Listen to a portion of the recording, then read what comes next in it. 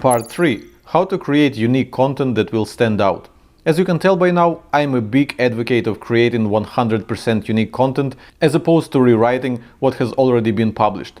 If you will write about things that cannot be found elsewhere, your blog is almost guaranteed to be a success. But where do you find these unique things to blog about? I really like what Rohit Har, the CEO and founder of Priceonomics, said in his content marketing handbook. Authentic information that your company has access to is the currency of truly valuable content marketing. Sure, there may be more shareable content out there, cute animal pictures, snarky commentary, celebrity gossip and the like, but that stuff won't get you customers. Information, on the other hand, will. It can be data that your company produces, insights you have because of your industry experience, or stories about the people you have access to. Let's focus on that last sentence. You can craft unique content from the data that your company produces, insights you have because of your industry experience, and stories of the people you have access to.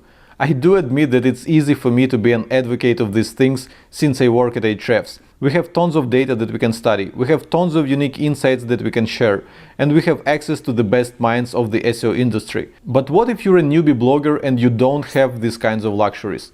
Well, actually you do. Anyone can collect some unique data about their industry. Anyone can come up with unique insights related to their industry. Anyone can connect with industry experts and get a bit of help from them. I know this because not too long ago I've been a newbie blogger myself. Take a look at this article that I wrote for my personal blog back then. I wanted to write a post about guest blogging, but there were a ton of articles on the topic already, published by well-known people with a ton of authority and a big audience. My only option to stand out among them was to do something entirely unique, which no one else did before me. Well, remember my advice earlier in this lesson? I decided to turn 180 degrees and challenge what all existing guides were saying about guest blogging.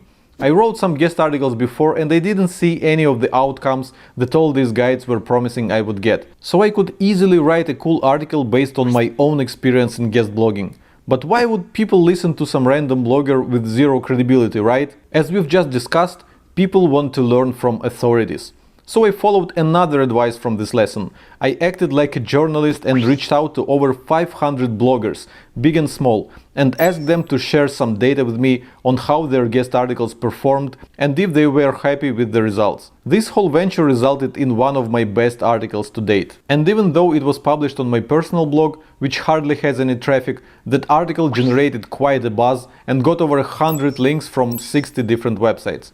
And it generated a total of 10,000 visits to my blog and keeps generating a bit of passive traffic even years later. Would I be able to get this kind of result by writing an article with the same tips that can be found in other articles about guest blogging? Of course not. My article only performed so well because it was 100% unique.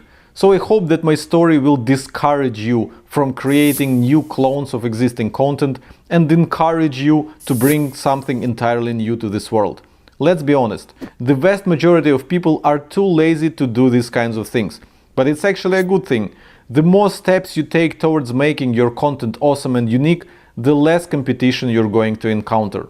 And that wraps up the lesson on creating awesome content.